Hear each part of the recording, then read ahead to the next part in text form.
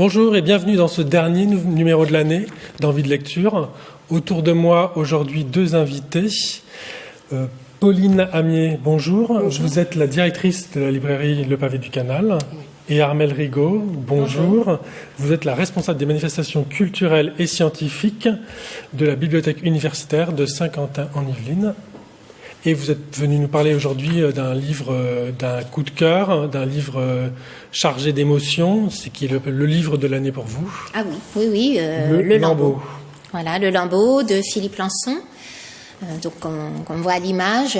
Donc pour moi c'est le livre de l'année. C'est un coup de cœur parce qu'on est impressionné par ce livre, par son contenu et surtout ses émotions, et on reste avec lui, il vous accompagne pendant de nombreux mois après sa lecture. Donc je resitue, Philippe Lançon, c'est un journaliste à Libération, à Charlie Hebdo et aussi écrivain. Et qui fait partie des rares survivants de l'attaque de Charlie Hebdo, oui. Qui va décrire par le menu l'attentat et ensuite la reconstruction, les mois d'hôpitaux. Voilà, sa convalescence. En fait, c'est sa traversée, puisqu'il est journaliste, il hésite ce jour-là, en janvier 2015. 7 janvier 2015. Voilà, il hésite entre aller à Libé ou plutôt Charlie Hebdo. C'est la première conférence. Malheureusement, il garde son vélo, il va à cette conférence et sa vie bascule dans l'horreur. Et ce livre retrace, en fait, c'est un récit, un témoignage, cette traversée et aussi, également, c'est un livre chargé d'espoir, puisque malgré ses 3 premiers mois, parce qu'il va subir quand même 17 opérations, il est conduit à la Pitié-Salpêtrière, dans le service de stomatologie, chirurgie maxillofaciale. Et là, en fait, il va subir 17 opérations. Et ce livre, ce qui est intéressant, je suis pas la seule, puisqu'il a été vendu à plus de 160 000 exemplaires et il a reçu 2 prix littéraires, dont le prix spécial du jury Renaudot, c'est que c'est une ode, et le prix Femina, c'est une ode également à toutes les personnes qui ont participé à cette guérison, notamment à tout le personnel hospitalier. Donc, la construction de son livre, je trouve, ressemble à une pièce de théâtre, puisque c'est un ballet incessant de personnages pour qui il a compté et qui lui ont permis de retrouver la force pour combattre. Alors, il le dit, oui, écrire est un acte de construction littéraire qui s'accomplit parallèlement à la reconstruction chirurgicale. On parle d'un blessé de guerre, le pompier qui le sort de ce bâtiment, des locaux de Charlie Hebdo, parle de blessure de guerre. C'est le terme qui va revenir vraiment. Oui. Il devient gueule cassée, puisqu'il y a une balle qui lui détruit toute la partie intérieure, la mâchoire. Donc, il est conduit vraiment en urgence. Il ne peut pas manger, il ne peut pas parler.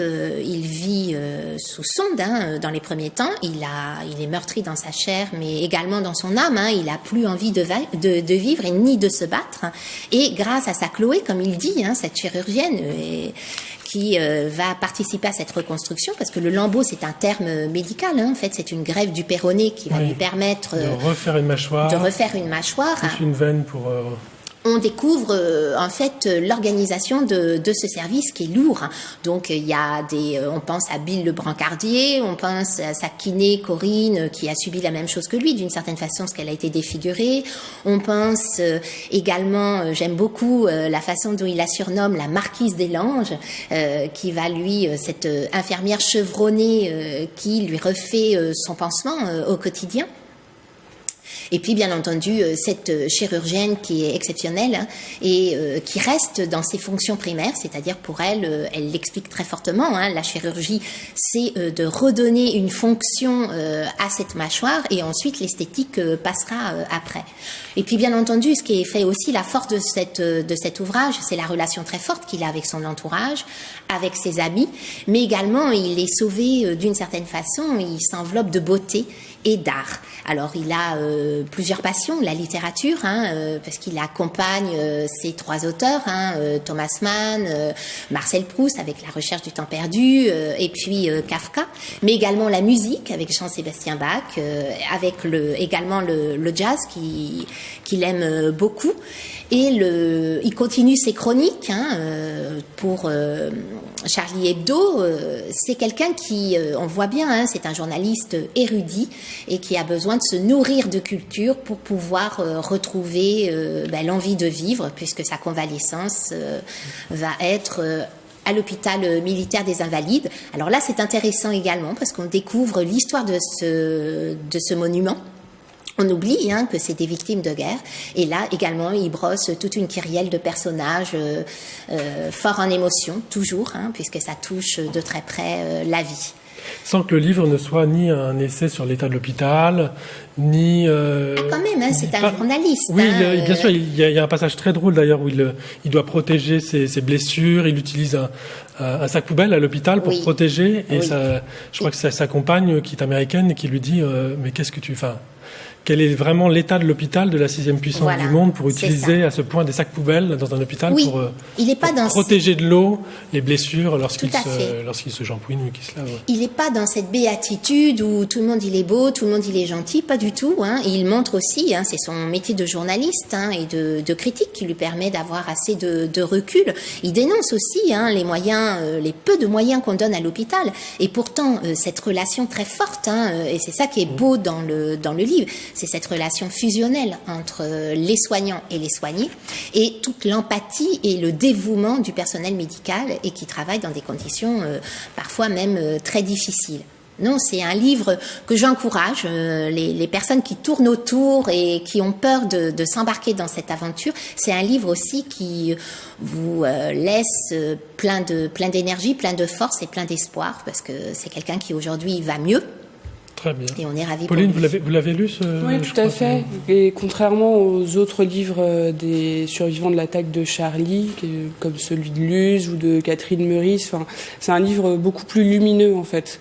C'est vrai que les gens peuvent avoir un petit peu peur de se dire c'est un témoignage aussi. C'est 500 pages, de 60 pages sur l'attentat. Voilà, c'est violent évidemment, mais il parle très peu des terroristes. C'est pas son sujet, c'est pas un essai non, et je pense qu'en fait il veut pas leur prêter tant d'importance quoi. Il n'y a pas de haine. Non, c'est mais un livre, ni chez Luz ni chez Meurice d'ailleurs, mais ils ont mis plus de temps à s'en remettre visiblement, parce qu'il y avait moins ce côté médical qui, à mon avis, a un rythme qui fait qu'on arrive à passer palier par palier jusqu'à une reconstruction totale. C'est un très beau livre, oui, qu'il faut lire. Je pense que c'est important de lire ce témoignage, en tout cas sur ce qu'est donc l'attentat évidemment, mais sur ce que ça implique en termes de reconstruction et qu'on peut quand même garder espoir et un peu foi en l'humanité, quoi, ce qui n'est pas toujours évident. Merci Armelle. Et Pauline, vous êtes venue nous présenter un livre tout autre. Tout à fait. Voilà, une galerie mais de portraits. Peut-être que Philippe Lançon y sera un jour. Oui, dans cette édition à destination des enfants. Voilà, donc c'est un livre documentaire, on pourrait le qualifier comme ça. Donc ça s'appelle l'histoire pour garçons qui veulent changer le monde. C'est un livre à destination des garçons, mais également des petites filles. C'est une galerie de portraits d'hommes et d'enfants qui ont changé le monde. Donc à chaque fois, la présentation est similaire. Une page d'illustration et un portrait assez court d'hommes qui, à leur échelle, alors on peut trouver Barack Obama, on trouve Lionel Messi et on trouve également des inconnus, des groupes d'enfants qui, à leur échelle, ont sauvé le monde. Alors soit sauver le monde dans leur ville, sauver le monde dans le statut des homosexuels, par exemple, pour Harvey Milk, voilà, son combat pour la reconnaissance. C'est très pédagogique. C'est très pédagogique. C'est court, c'est à destination d'un public de 8-9 ans. 8-9 ans, c'est très accessible, voilà, c'est vraiment très court, c'est romancé aussi. On n'est pas dans du pur fait, voilà. Ça permet, moi, ce qui m'a plu en tout cas dans ce livre, c'est de montrer aux petits garçons que le but d'un petit garçon, c'est pas forcément d'être fort, d'être protecteur, d'être toujours de bien présenter et de ne jamais montrer ses émotions. C'est plutôt un livre qui montre qu'il faut être solidaire, qu'il faut être à l'écoute des autres, qu'il faut oser aussi parfois s'affirmer, prendre des risques. Il y a des sportifs, il y a notamment un jeune surfeur qui lors d'une sortie en mer, est attaqué par un requin, qui perd une jambe. Alors, évidemment, on peut s'attendre à ce qu'il abandonne. Maintenant, au contraire, il remonte sur une planche et il se fait défenseur de la cause des requins. Voilà, il n'a aucune haine contre cet animal, parce que le comportement... Très belle maquette, très illustrée, très colorée. C'est des illustrations assez modernes. Voilà, et ça balaye. Voilà, on part de Confucius et on arrive à Barack Obama, donc c'est... Et il existe dans cette collection Alors, il existe dans la même collection 2 autres ouvrages qui sont parus l'année dernière et l'année précédente, qui s'appelle l'histoire du soir pour filles rebelles. Toujours chez Mazarine. Toujours chez Mazarine, et c'est un pendant, voilà, pour les jeunes filles. Sachant que les garçons peuvent lire les livres. Voilà, et les filles peuvent lire femmes, et les femmes lire les portraits pour les garçons. Et je trouve que c'est un bel ouvrage porteur de plein de belles valeurs. Qu'on peut trouver à la librairie. Tout à fait, on trouve à la librairie ainsi que les histoires du soir pour filles rebelles. Il coûte 19,90 €. Parfait, très bien, très bel ouvrage. Et j'en profite moi aussi pour vous présenter 2 ouvrages à destination des enfants qui ont été illustrés par une artiste que j'aime beaucoup qui s'appelle Coralie Bickford-Smith, que vous allez apercevoir à l'écran. C'est une illustratrice qui travaille beaucoup sur le motif et qui travaille pour les éditions Penguin. Penguin d'ailleurs en anglais.